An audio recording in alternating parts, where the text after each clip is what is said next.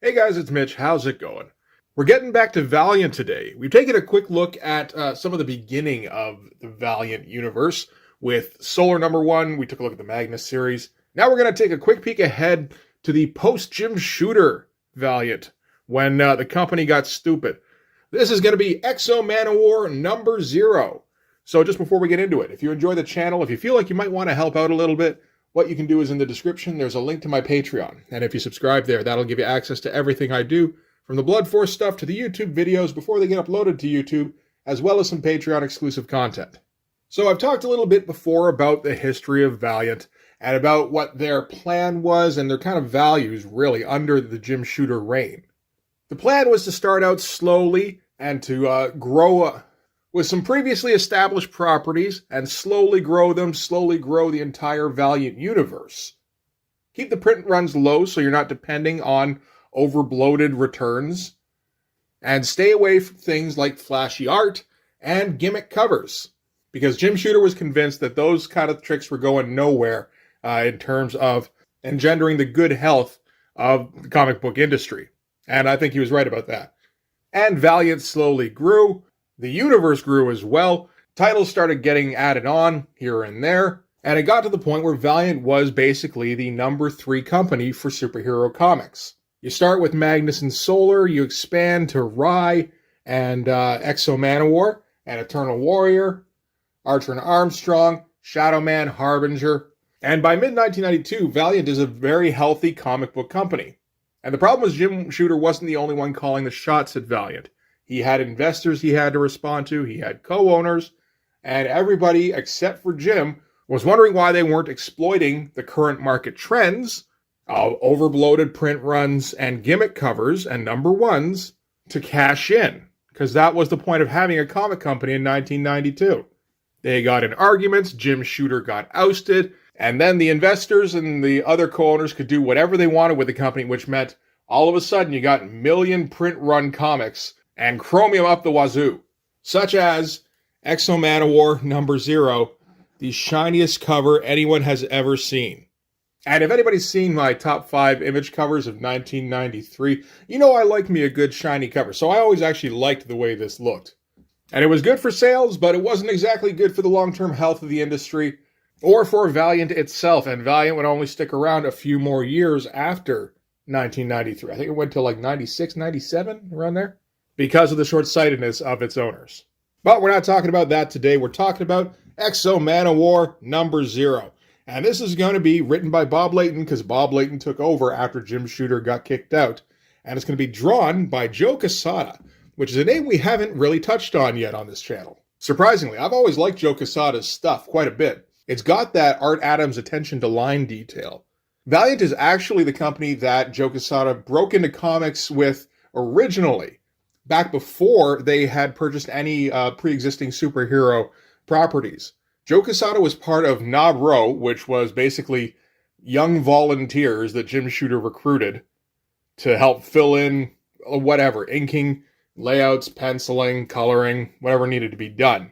And the whole idea was, hey, you get to experience working for a real comic book company. You don't get to experience the paycheck, but you're rubbing shoulders with Jim Shooter. And this was at a time, of course, when the Valiant investors and owners, aside from Jim Shooter, thought that the way to go was to start with Nintendo comics and wrestling comics. And if that sounds dumb, that's because it was. Nobody ever gave a shit about Nintendo comics and wrestling comics in 1991. And of course, the comics didn't sell, Valiant had to contract, and Joe Quesada was let go, even though I don't think he was making much of anything at all. And I believe he took a little bit of time off while he tried to figure out what he wanted to do before he decided to go back into comics.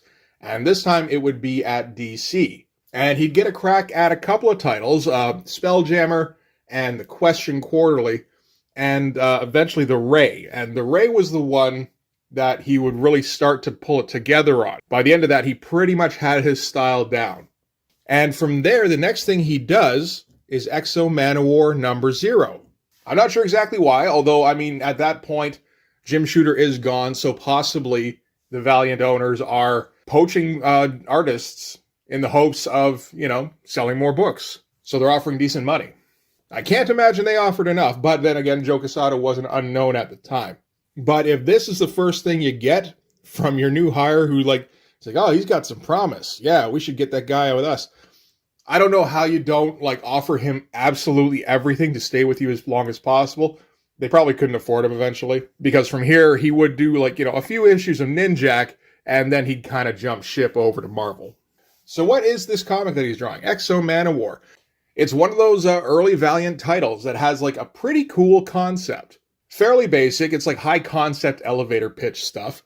What happens if a barbarian gets captured by aliens and gets access to high-tech weaponry? And that's really what we're going to get here. X-O Manowar is Eric, who is a goth. He is the nephew of Alaric. And in X-O Manowar number 1, which I don't have, we start with Eric on an alien ship where he makes his escape. He finds his suit. And then from there, it's Eric kind of adjusting to the modern age with this unbeatable weapon. But at the beginning, you don't get the whole, how did Eric get captured story, because that wasn't necessarily the most important part. Maybe it would have been a good idea, but, whatever. X-O Manowar did fine. So that's what this is going to be from the company that popularized the issue 0. We're going to get the origin story of Eric of Dacia. And we're going to get it with about as much quality as Valiant can muster in 1993. So let's start off with the cover here. You know what? We might as well start off with the whole thing. There we go. That's a lot. So yeah, the shiniest cover in the land. Yeah, you get this from your new kid. And it's like, oh shit, I think we might have something here. Apart from just how fucking colorful this thing is. That chromium stuff really tends to be eye-catching. Everything in here is awesome. The amount of alien ships here, the big explosion, even Eric's pose, which is all bent up and super dynamic and kind of Bart Searsy, really. He's got the gritted teeth. He's got the lasers coming right at you. There's all sorts of detail everywhere. Yeah, this was a surefire moneymaker. And I'm pretty sure it did end up on that list of the top earners of 93. Let me just take a quick look. 850,000 copies. That ain't bad. It's not breaking any records. I'm pretty sure Turok number 1 more than doubled that. But you can't complain about high six figures. All right. Oh, my God. Okay, so we're going to start off. This is on the Spider Aliens homeworld. Spider Aliens showed up quite a bit in Valiant in the early days, from what I understand. I think they first popped up in Solar. They would show up in Harbinger. I believe they show up in Magnus at some point. And, of course, in X-O Manowar.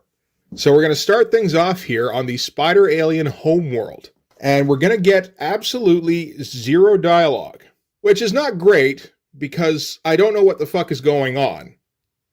But it's still pretty good because I can see all of Joe Quesada's artwork clearly. And Joe Quesada is going to be inked by Jimmy Palmiotti on this. This might be their first collaboration, actually. Anyway, something's going on with an alien tree. Spider aliens appear to be worshipping it or something. And then one of them pukes in his hand. I don't know what's going on here. Looks pretty good, though. Pretty stylish. And the colors are not bad. They're better than, first run Valiant comics. But it's still very clearly not Doc Martin dyes, and it's not computer separations. So there's probably still an element of whatever we can get our hands on in here. So we're talking watercolors, we're talking pencil crayons, anything. Okay, so from there we're going to go...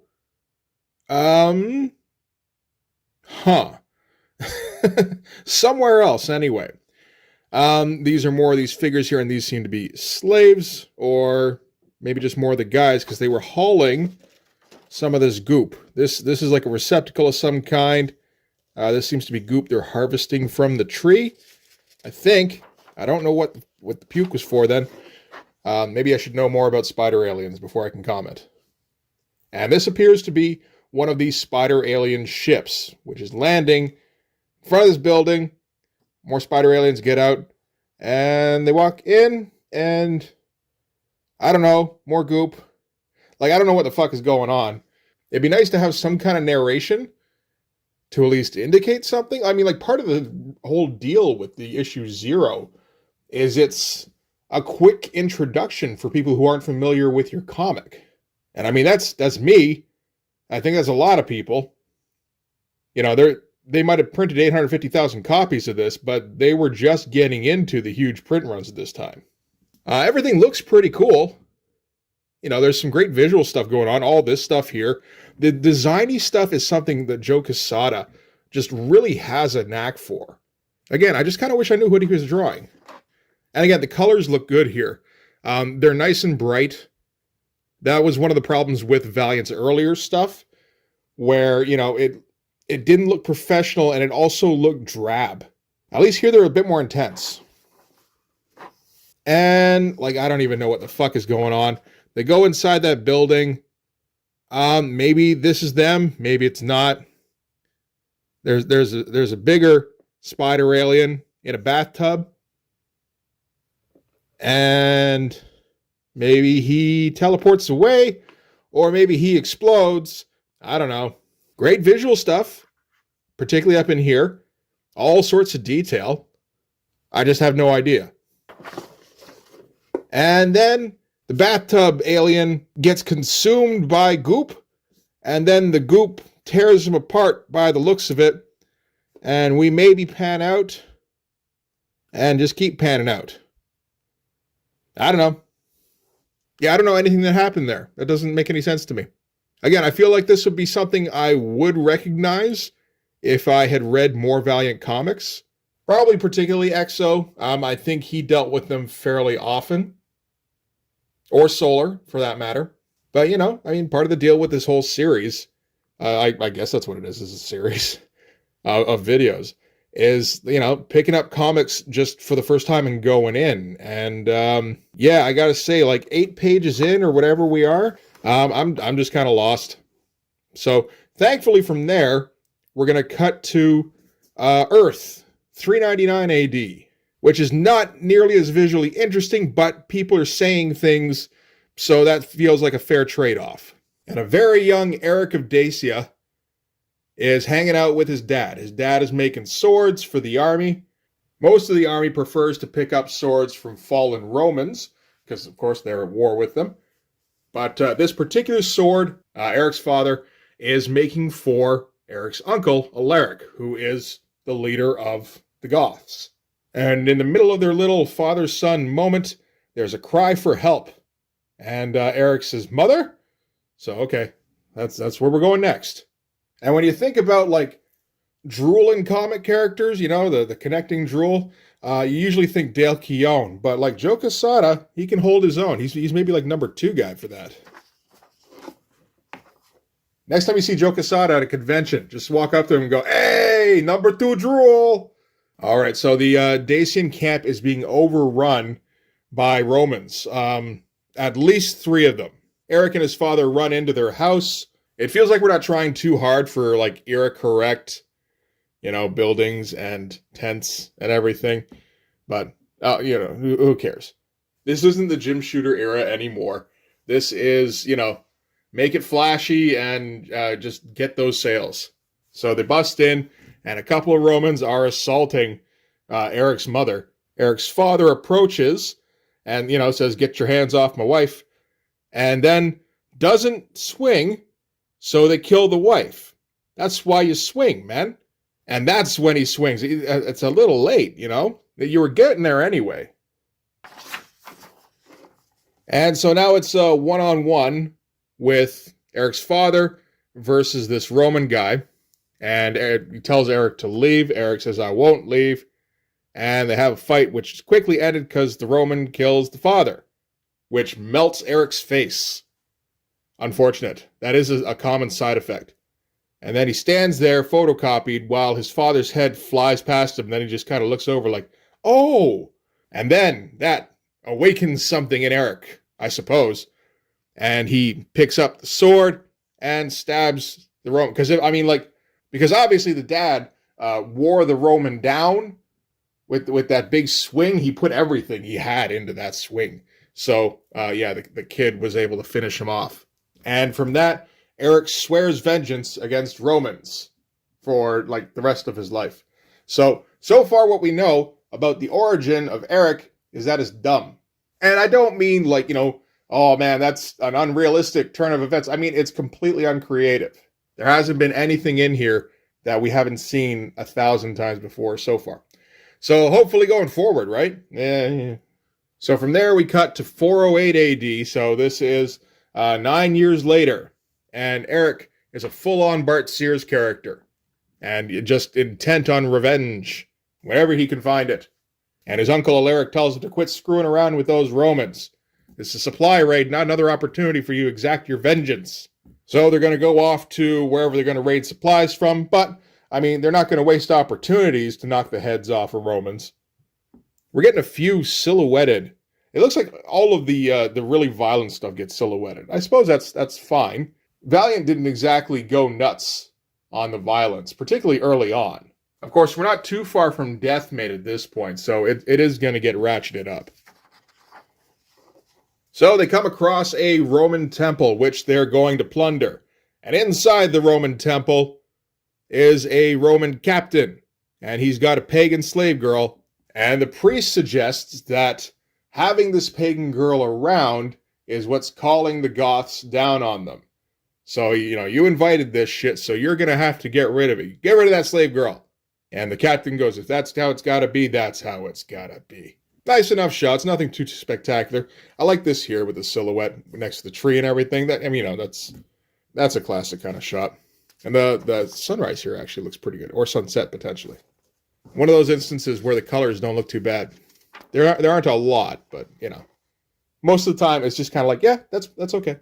And before he can finish slaughtering the slave girl, Eric stabs him in the back and then kills the priest. I mean, he's a barbarian, right? And they're going to load up on all of the gold and free the slave girl, and then they're going to get the fuck out of there. Again, we're not getting anything remotely creative. This is pretty bare bones. I don't know a lot about Bob Layton's ability to write. He's like a competent artist. It's like maybe a step up from House Style, maybe not even sometimes. But so far what I've seen from him is like parts of Deathmate and this, and I'm not impressed so far.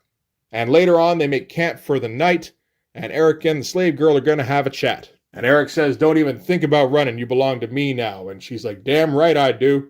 You saved my life back there, so I'm going to pay you back any way I can. And the legs spring open, and that's how they're going to spend the rest of their night.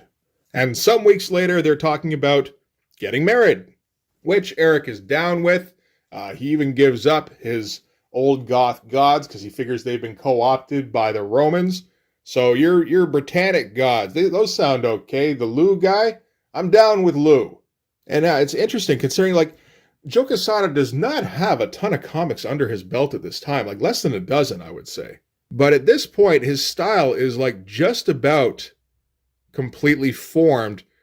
But more than that, like his page layouts are very good. Like the storytelling's pretty clear. Apart from all that business at the beginning with the aliens, I don't know how much of that he could have helped though. Shots like this are pretty classic. I mean, like it's a little basic with the angle, but just the amount of detail he fits in there makes it feel kind of like a panorama kind of shot.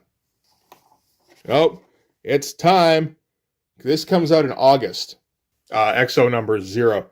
And Deathmate, I believe, starts coming out maybe like 2 or 3 months from now. I do think it's a little funny that, okay, it's the Valiant books that we gotta pump up, right? But the thing is, I mean, like, if you really want to make the money and sell the most books, you probably should put the Image stuff in there. Then they'll buy anything with Deathmate on. Yeah, I mean, they kind of did anyway, I suppose. Well, except for Deathmate Yellow.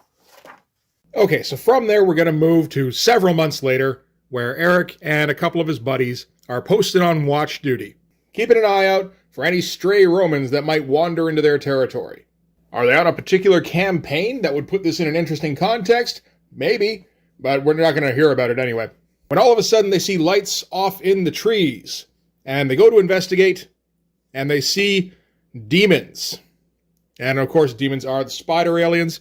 Looks like this one here appears to be feeding off one of them. I'm not sure exactly what the spider aliens are about. This one here at least appears to be like dragging off slaves. He might just be like standing over him. I'm not for sure. And Eric's not going to stand for his people being devoured by demons. So he's going to leap into action. Great shot. That's some classic stuff. That's like a Wolverine pose, pretty much. So runs in, hacks one right in half, and they do something which knocks him out immediately and drag him onto the ship. And there's some great looking artwork in here. Again, like just the lighting here, and again here.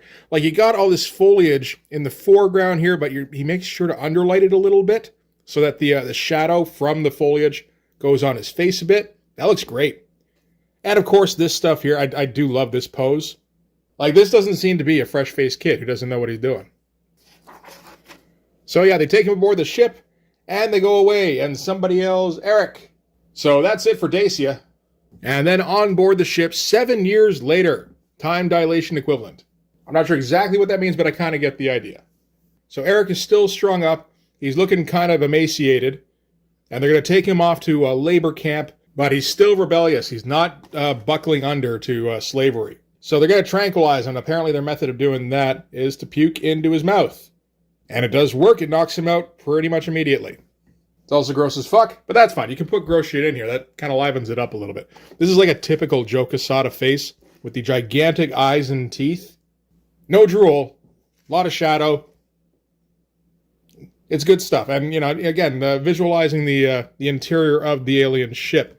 Maybe not a lot of features, but, you know, still a fair amount of line work down here and everything. A lot of hatching. It does look pretty good. So they get to the labor camp, and Eric is approached by the map giver. It's Elvis. So this is where he's been. He didn't die taking a shit, so we can celebrate that at least. I gotta say, I've seen this too many times now to not be frustrated when I see it pop up. You can't have Elvis, you know, pop up in your story and, you know, make him look like Elvis. I don't know. It's just lazy. Maybe the one time I saw that it was kind of interesting was in Preacher, where he just looks like a homeless man. Anyway, the map giver knows the way to an ultimate weapon that is being held on the alien ship. So he's going to give that to Eric by carving it into his hand with a bone. Somehow he knows that the spider aliens are going to launch an attack very soon, so that can act as Eric's diversion while he goes and tries to make his escape.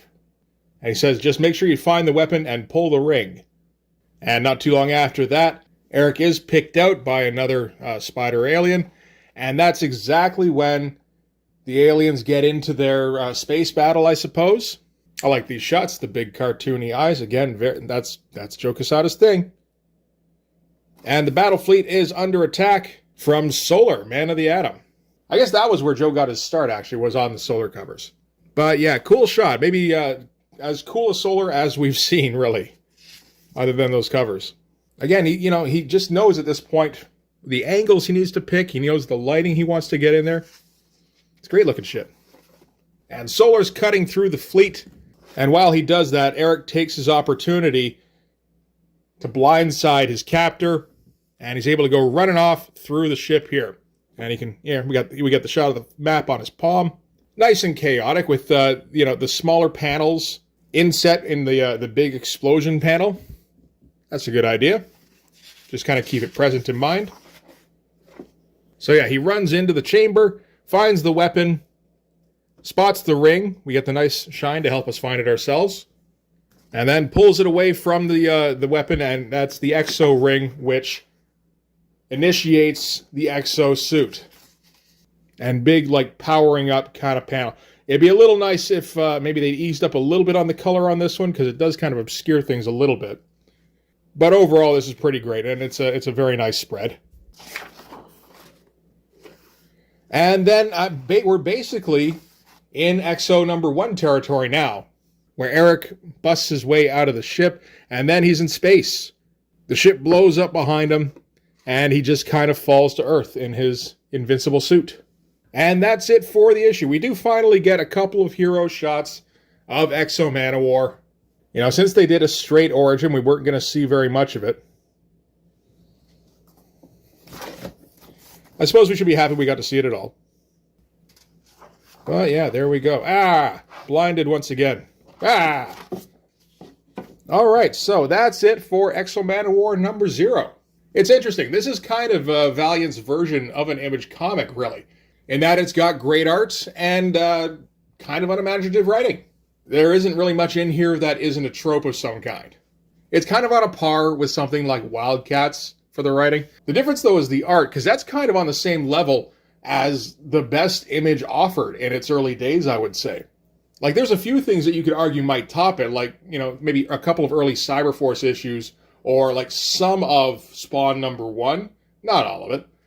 But like Eric Larson isn't matching this, Rob Liefeld not on his best day, and Jim Lee on Wildcats doesn't match this, I don't think.